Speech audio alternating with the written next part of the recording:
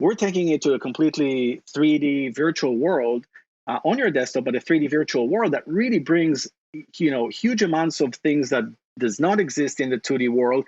And then, when COVID is done, connecting that with the hybrid, connecting that with the physical world, this is going to be the real test for any platform out there, in my opinion. Welcome to 20-Minute Leaders. Just sit back, relax, and learn from the leaders of today. It's a journey. Each one is different, unique, inspiring. Let's get started. This episode is powered by J Ventures, a community-driven VC fund in Silicon Valley in partnership with Leumi Tech and sponsored by Hippo Insurance, Turing, Upwest Labs, and Hillel at Stanford. The way we manage events has transformed multiple times over the past few years. Meet Yaron Lipshitz, CEO of AllSeated. Yaron Lipshitz, CEO, has led rapid growth in AllSeated for the past 6 years. Prior to that, he was an investment banker at Morgan Stanley, Lehman Brothers, and Ridgecrest Capital Partners, where he led scores of strategic transactions in the high-tech industry. Yaron served in the 8200 unit and holds a BA in economics and computer science from Tel Aviv University and an MBA from Carnegie Mellon. In his spare time, Yaron enjoys skiing, sailing, and spending time with his wife and 4 kids. If you think you knew how events are going to be managed in the near future, well, you should listen to this episode. Yaron Lipshitz, welcome to 20-Minute Leaders. How are you today? I'm doing great. Nice to be here. It's wonderful seeing, you're on the other side of the world. It's sunny. Are you in California now, in the Bay Area? I am. I'm in the Bay Area. Yeah, Marin County.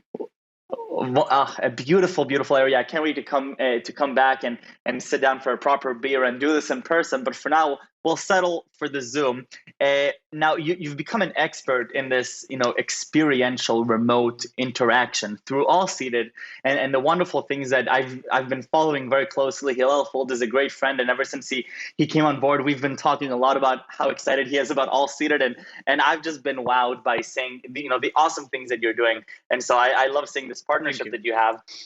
But your own journey is going to be just as fascinating as AllSeated itself, because an investment banker, turned in then managing director of Ridgecrest Capital Partners with an MBA from Carnegie Mellon and another degree from Tel Aviv University, to turn into an entrepreneur in the event space, in the interaction, people to people, not the typical investment banker attitude, I would have to say. So, Yaron, what gives? Who are you? Who are you with all this stuff? Well, now that you put it like that, I guess, my journey was very different than probably most people that end up where I ended up. I did, right after business school, become an investment banker. I worked at Morgan Stanley, Lehman, and then I was a partner at a boutique investment banking here in the Bay Area. I always felt like doing something different, something that would be on the, building side. And as most things happen, I'm a big believer in serendipity. By the way, this is a big part of our platform. Sorry for the plug here, but a big believer in serendipity, and things happen in life the way sometimes you don't expect them to. And one of my really good friends from Tel Aviv University had reached out to me, I think it was back in 2014. And I haven't spoken to him in a long time. And he reached out to me and said, hey, I'm going to be in San Francisco. We haven't spoken in 20 years. I'm going to be in San Francisco. Let's get together for coffee. He lives in Israel. I'm like, all right, great. Nice to connect with, old friends. I think it plays nicely into this idea that wherever you are in the world, if there's another Israeli, all of a sudden you're best friends and you have to meet. I always find it fascinating. Exactly. And so Daniel and Sandy show up here in San Francisco, and we're having coffee and talking about the new startup that they're starting, and how cool that is, and events, and doing it differently and collaboratively and visually. And I'm like, wow, this sounds really cool. I mean, it's not a deal for me as a banker because I work with later stage companies, but hey, here's my buddy and, his business partner, and why don't I just help them and pass the hat and get the company some money to get started, right? And so that was kind of the beginning. And then I found myself getting drawn more and more into like having those conversations. And, bankers is kind of a time management business. You really have to be very efficient with your time. And, right. And I find myself spending time, with Daniel about investor decks and presentations and what to say to investors and whatnot. And at some point I get a WhatsApp message. I'm kidding you not. I get a WhatsApp message from Daniel saying, hey, why don't you come and be the CEO? I'm like, Okay. I've never done that before. I don't know what I'm, I kind of manage this, but I don't know what Right. what I'm going to be doing it. Don't worry, you'll grow into it. Don't worry about it. It'll be fine. I'm like, huh. Well, there you go. Here's the story. So I went to my wife and I said, listen, I've got this really interesting opportunity here. It's an Interesting to say opportunity the least. to say the least. Yeah. I could be the CEO of a startup. And the company doesn't have any money. So initially, of course, not only I'm not getting salary, I have to write the checks here. And then even when I do get funded, probably I'm going to be making a fraction of what I'm making now. That sounds like a great deal, right? She said, awesome deal, go for it. And that was it. That was Wow. the story. I just love hearing those founder stories, and they're so authentic so many times. Sometimes you do have the founders who are saying, okay, let's just build a business together, whatever it is. We want to build a business. But here, what I love and what I'm getting inspired by is this. You're an investment banker. You're not even thinking about creating a startup. You're not even thinking about the CEO position, but you're getting drawn into the people. You're getting drawn into the industry. You believe in the problem. And what is that problem that you believe in? What is it about the event space that you're sitting there and saying, they're onto something. I want to be part of that something. Yeah. So, I mean, the background is that Daniel is a very, very, very talented tech guy. Sandy has a tremendous background in the events industry. So that combination was great to start with. Mm-hmm. And what I'm seeing is just a very different approach to run events. I got married I had a remote wedding, and I remember the nightmares of just visualizing it, planning the whole thing. So the problem was very different, as typically is the case when I joined, and it was, hey, you really have to put stuff on the floor plan, make sure that it fits, make sure that everyone is on the same page, make sure that the logistics of the seating chart, the guest list, all of that is taken care of. And that was the initial problem that, when I joined, back in January of 2015, this was the problem that we set out to solve. That changed a couple of times, and it actually evolved a couple of times in a very significant way. I'm sure, and I can't even imagine how much that evolved like this in March of 2020, and I can't wait to hear all about that. But before we get there, if you look at the timeline of AllSeated, from 2014 until now, can you paint me sort of like the slope of how you're growing as a CEO and sort of like how you grew with the company? What are some of the big milestones that you're like, wow, these are moments that I'll forever remember, in my professional career? Sure. I think that the first one is just, understanding what a startup is. What is it that you need to do? What is, setting your goals, very, very tactical. What is it that you need to accomplish? Well, the first thing that you need to do in a startup is raise money. How do you raise money? So I was fortunate enough to have friends that backed me and people from my network, and then VCs that very quickly invested, including Magma Ventures. But really it evolves into, well, now we need to get some structure. We need to get more employees in the door. We need to worry about financials. So you're very, very tactical initially. And then the next milestone was the monetization. We tried to do it one way, didn't really work. We then moved to another way, and that worked great. From that point on, the company was doing, we were on a SaaS model. The company was, growing very, very significantly. And so at that point, you're really just trying to manage, MRRs, ARRs, manage, your cost of acquisition, your LTV, and all that kind of good stuff. Wow. As you leverage yourself as a CEO, it's always, you have to really reinvent yourself probably every 6 months or so and just deal with a complete set of different issues. Right. One of the things that I've grown to be very inspired by in this show particularly is I'm hearing what I'm hearing is that a lot of the times as a CEO, your job changes all the time, right? Sometimes it's every day, sometimes it's every other week, sometimes it's every 6 months, because that's progress. If your job stays the same for the lifetime of your company, you probably didn't do a very good job as a CEO, right? Absolutely, 100%. And then sometimes the change is in conjunction with the inertia of the company, with what's going on in the company. And sometimes, as this is where you're heading, it's based on what happens in the market, and suddenly a completely exogenic event that happens, and you're like, wow, let's deal with that now. So I learned a new word, exogenic, but I think I understand what it means. So we're at an exogenic event in March of 2020. the world changes and you're sitting there, and I can just imagine, I don't even know what you were thinking, but I'm imagining you sitting there and saying like, there's a problem and there's an opportunity.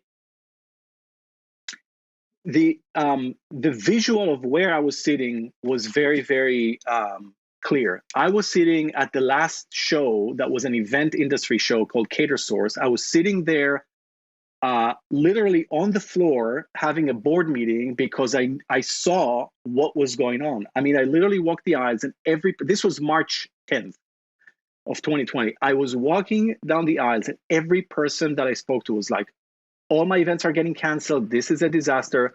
One of them, I will not forget, one of them was in tears saying, I am just so screwed right now.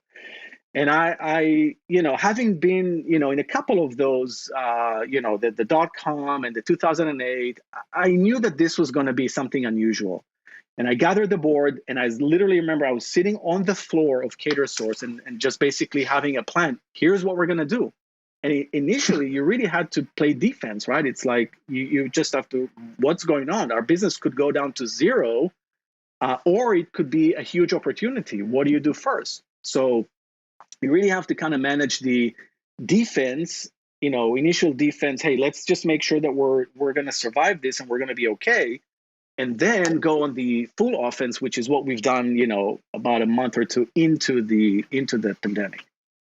So do you know, I mean, because you also don't know how much to plan forward to, right? You don't know whether this is going to now roll, because I remember in March, I was still on campus, and I remember that we were debating, like, is this going to be like a 2-month thing? Or is this going to be a full-on, year thing? I don't think any of us even expected it to roll into 2021, me being up at 4 a.m. in Israel, studying remotely with Stanford. So I can only imagine how far, as a CEO, you're sitting with your board, how far can you even plan ahead responsibly as you're thinking about resources and the team and salaries and board meetings and all of that stuff?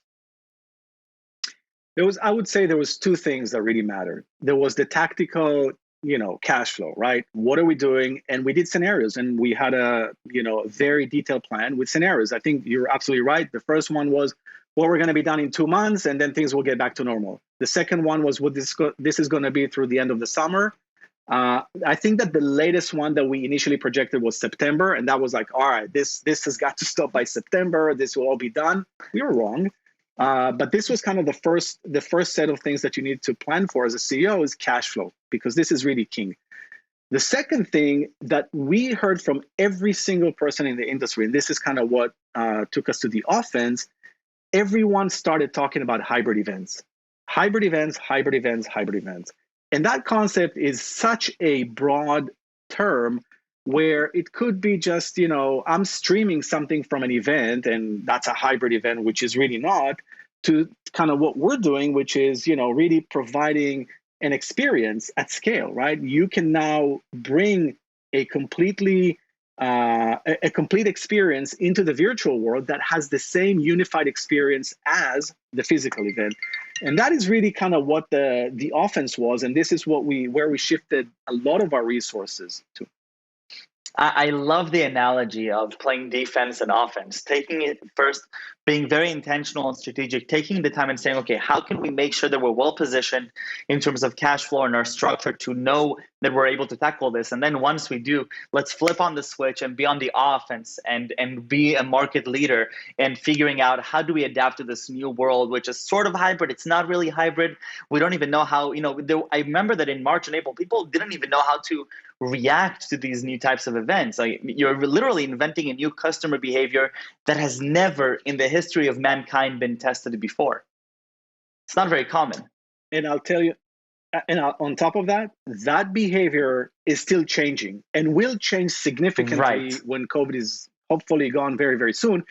Because the first events that happened were all, something that really was Zoom and just Zoom and that's it. Then it, more 2D platforms evolved and there was a little bit more functionality. We're taking it to a completely 3D virtual world on your desktop, but a 3D virtual world that really brings, huge amounts of things that does not exist in the 2D world.